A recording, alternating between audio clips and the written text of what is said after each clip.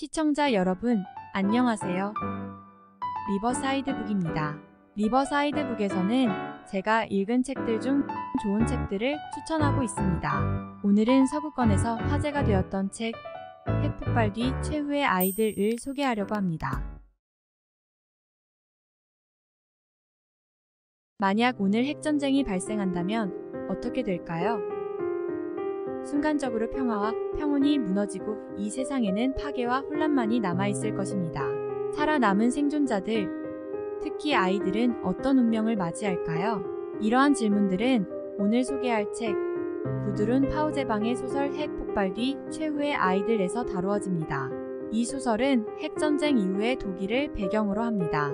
소설 속에서 아이들은 독성 물질로 오염된 세계에서 생존을 위해 사투합니다. 이 소설의 배경은 독일의 작은 마을인 셰벤본입니다. 마을 주민들은 핵 공격 이후 살아남으려 애쓰고 있습니다.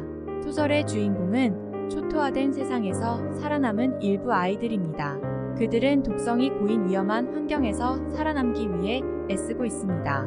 아이들은 지하 벙커에 대피하게 되지만 결국 그곳에서 계속 머물 수는 없다는 것을 깨닫게 됩니다. 그들은 식량과 물, 그리고 약을 구하기 위해 바깥 세상으로 나가야 했습니다.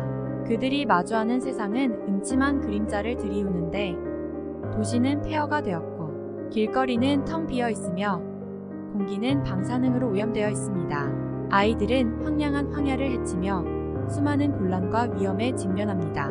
그들은 적대적인 생존자들과 조우하게 되며 자신들의 생존을 위해 다른 사람들을 해치는데 거리낌이 없는 인간들과 마주하게 됩니다. 그래서 아이들은 항상 주의를 기울이며 위험을 피해가는 전략을 수립해야 합니다. 또한 아이들은 포스트 아포칼립스 세상에서 음식과 물을 구하기 위해 살펴다니다 질병과 병에 대한 끊임없는 위험과 마주하게 됩니다. 어려운 환경과 자원의 부족으로 아이들은 건강과 안녕을 유지하기가 어려울 뿐 아니라 살아남기 위해서는 항상 싸워야 합니다. 아이들이 직면한 가장 큰 위험은 방사능의 지속적인 위협입니다. 핵세례로 인해 공기, 물, 토양 등이 오염되었으며 아이들은 매일 방사능의 유해한 영향을 피하기 위한 방법을 찾아야 합니다. 때로는 언제 밖으로 나갈 때 안전한지를 결정하는 어려운 결정을 내려야 했습니다. 그러나 아이들은 힘든 상황에서도 희망과 친절함을 경험합니다. 그들의 힘든 여정 중 그들은 생존자들의 공동체를 만납니다. 이 생존자들은 세상을 다시 만들기 위해 함께 일하는 공동체입니다. 이들 공동체는 후원자들에게 희망을 줍니다. 아이들은 대재앙 이후 인간의 최악의 면을 마주해왔으나 이들 생존자들과의 교류를 통해 생존자들이 공유하는 지식, 농사나 사냥 같은 유용한 기술, 그리고 기초적인 의료 지식을 배울 수 있었습니다. 이들 생존자들은 전쟁 이후 처음 느꼈던 안전과 소속감을 제공합니다.